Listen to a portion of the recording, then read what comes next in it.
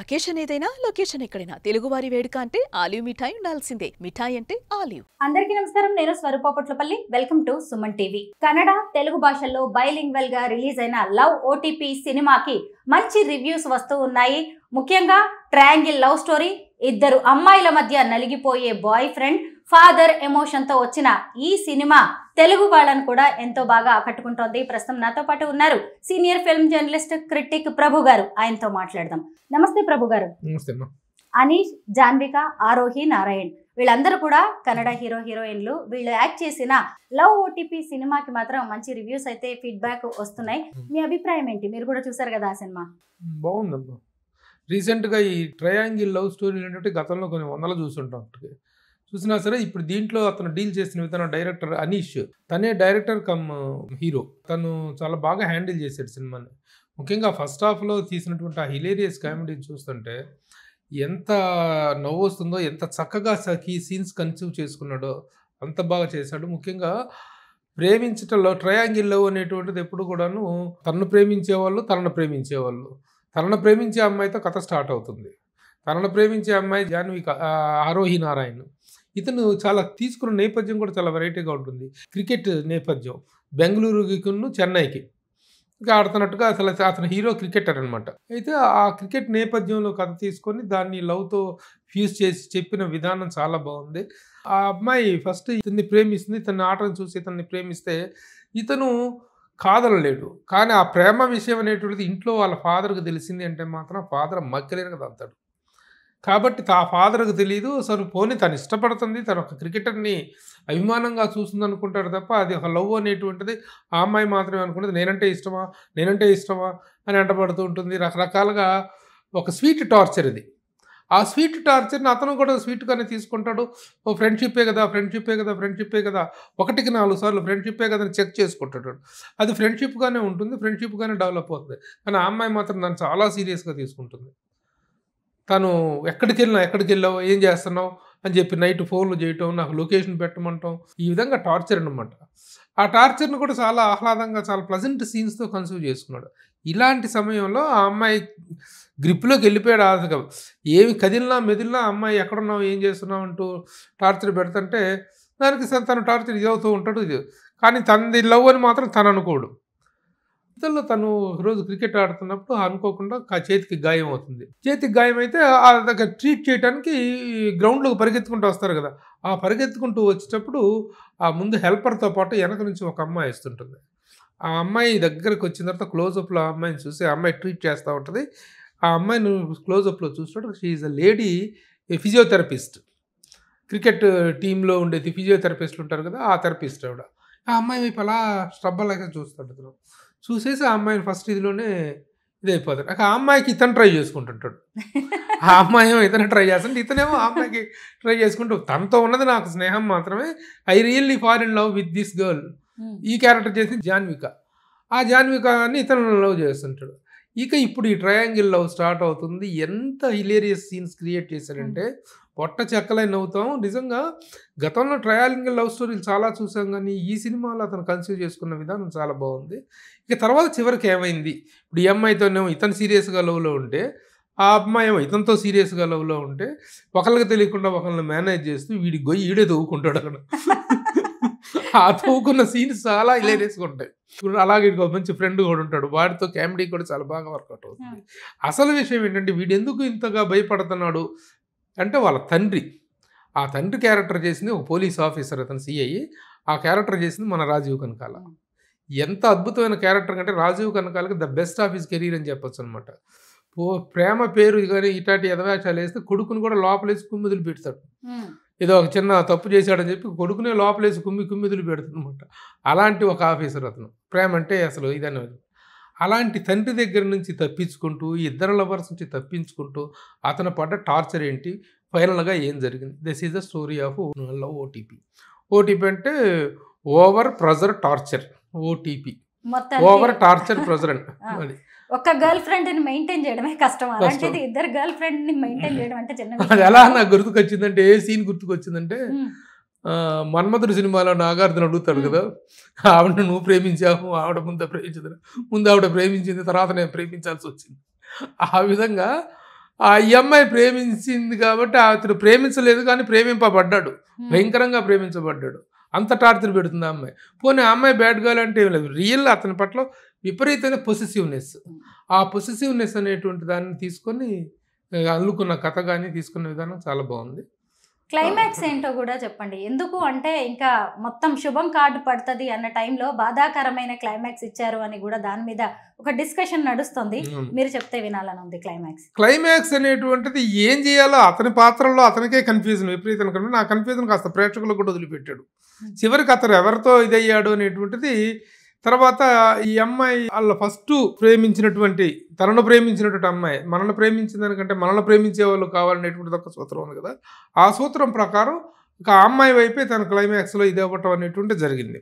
ఎందుకంటే ఆ అమ్మాయి చాలా టార్చర్ అనుభవించి, నరకం అనుభవించి, సూసైడ్ కమిట్ చేసుకొని రకరకాలైన టార్చర్ పడుతుంది ఆ అమ్మాయి. ఇతను రంజీ ట్రోఫీ లెవెల్కి వెళ్తాడు అనుకున్నవాడు దానికి వెళ్ళలేకపోతాడు. దానికి ఒక రీజనింగ్ ఉంది. దానికి వెళ్ళకపోయేటప్పుడు అప్పుడు ఇతని మదర్, ఈ అమ్మాయి మదరు ఫిజియోథెరపిస్ట్, ఆ అమ్మాయి మదరు అడ్డం తిరుగుతుంది. వాడు రంజీ ట్రోఫీకి వెళ్ళి పెద్ద క్రికెట్ ప్లేయర్ అయిపోయి ఇండియా లెవెల్లో ఆడతాడు అనుకుంటే వాడు మధ్యలోనే వదిలేశాడు దాన్ని. వాడు నువ్వు చేసుకోవద్దని చెప్పేసి ఆ మదర్ అడ్డం తిరుగుతుంది. సో అక్కడ ఒక కాన్ఫ్లిక్ట్ క్రియేట్ చేశాడు. బట్ ఫైనల్లీ టెన్స్ అదేంటనే తెర మీద చూడాలి, మనం చెప్పకూడదు. మీరు కూడా మొత్తానికి క్లైమాక్స్ ని రివీల్ చేయకూడదు. ఆ క్లైమాక్స్ అనేటువంటి that is the sweet point of the film. But the way he conceived the film కానీ, ఆర్ఆర్ కానీ, టేకింగ్ కానీ. ఈ సినిమాలో ఇంకో చిన్న బ్యూటీ ఏంటంటే ఇది బెంగళూరు నేపథ్యంలో జరిగేటువంటి కథ. Kannada cinema, actual Kannada film బైలింగల్గా తయారు చేశారు. కానీ ఇక్కడ తెలుగులోకి వచ్చేటప్పటికి ఏం చేశారంటే కన్నడ పాత్రలు కన్నడలోనే మాట్లాడుకుంటాయి త్రూ అవుట్ సినిమా. కానీ అది మనకెక్కడా ఇబ్బంది కలిగించదు. ఎందుకంటే ఆ సీన్ను బట్టి, కంటెంట్ని బట్టి అదేంటనేది మనకు అర్థమైపోతుంటుంది. ఆ బ్యూటీ చాలా బాగుంది. నాకు అలాంటి కన్సీవింగ్ చాలా బాగుంది ఆ సీన్స్లో.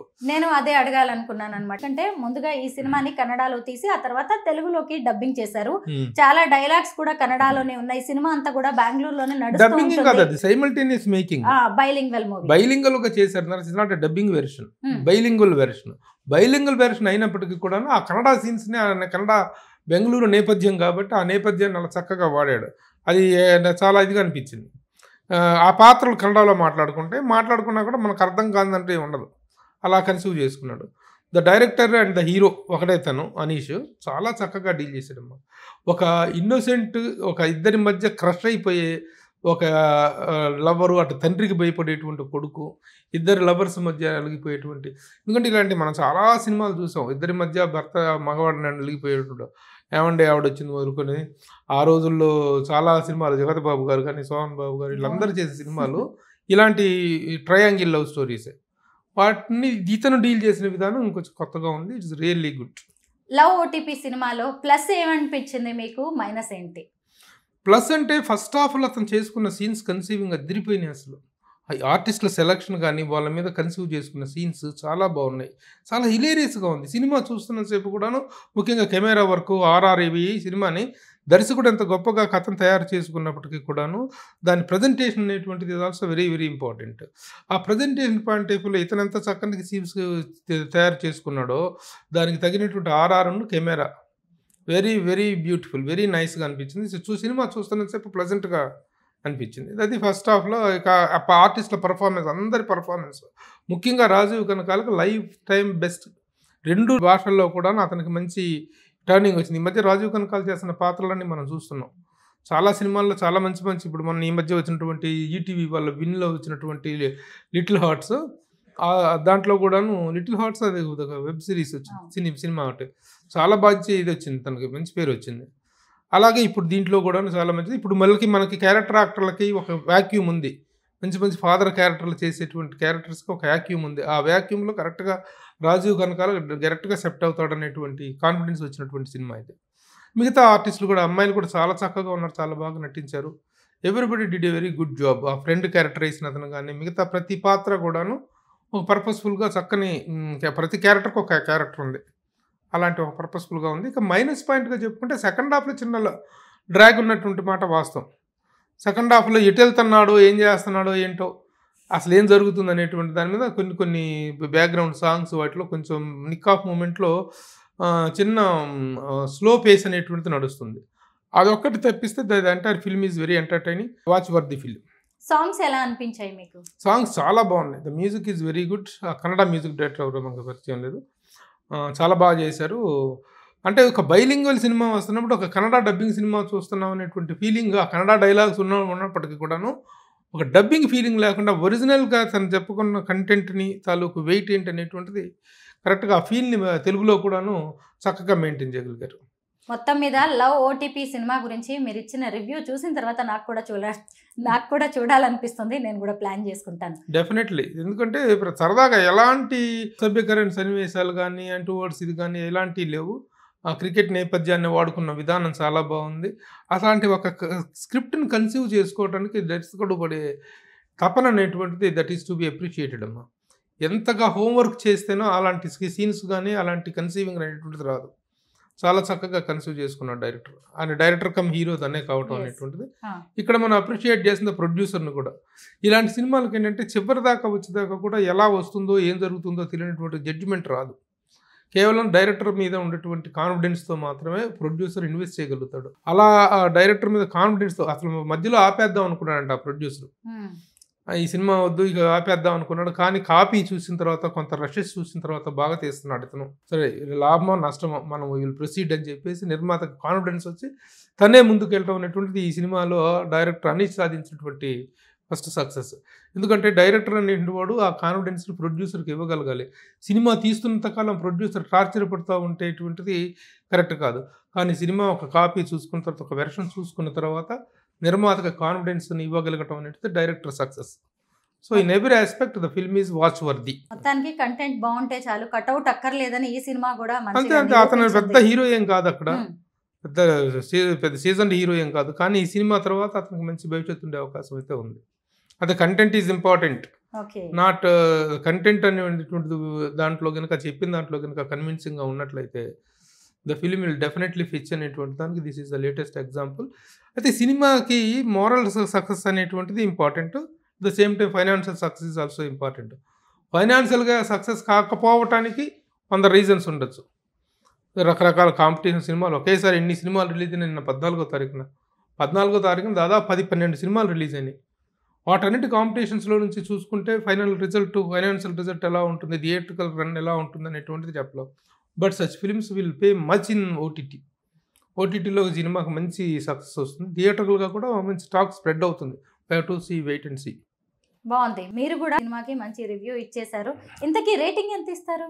రేటింగ్లు నేను చెప్పనమ్మా. రేటింగ్లు చెప్పి సినిమాలని ఇది చేయొద్దు. ఎందుకంటే పాపం మీరు ఇంత మంచి రివ్యూ ఇచ్చారు, రేటింగ్ నేను ఎక్కడో చూస్తే చాలా తక్కువ ఇచ్చారు. అసలు కొన్ని తక్కువ ఇచ్చారు, కొన్ని బాగానే ఇచ్చారు. 2.75 ఇచ్చారు కొంతమంది, 2.5 ఇచ్చారు కొంతమంది. అంటే కొత్త వాళ్ళగా ఆ పెద్ద ఎక్స్పెక్టెడ్ సినిమాను, పెద్ద స్టార్ డమ్ సినిమా అయితే ఆ రేటింగ్లో ఏదో కొంత చూసినట్టుగా ఇస్తారు. ఈ సినిమా కూడా బాగా ఇచ్చారు. 2.75 దగ్గర ఇచ్చారు అందరూ. 2.75, 2.5, 2.25 అట్లా ఇచ్చారు. నాదేంటంటే it's a good film, that is my rating. Watch worthy film, that is my rating. అంతేగాని అంకెల రూపంలో రేటింగ్లు వేసేసి నేను ఎప్పుడు రివ్యూలు చెప్పను. మీరు చెప్పారంటే అది ఖచ్చితంగా మంచి సినిమాలే, అందరూ చూడాల్సిందే. థ్యాంక్ యూ సో మచ్ ప్రభు గారు. ఓకే.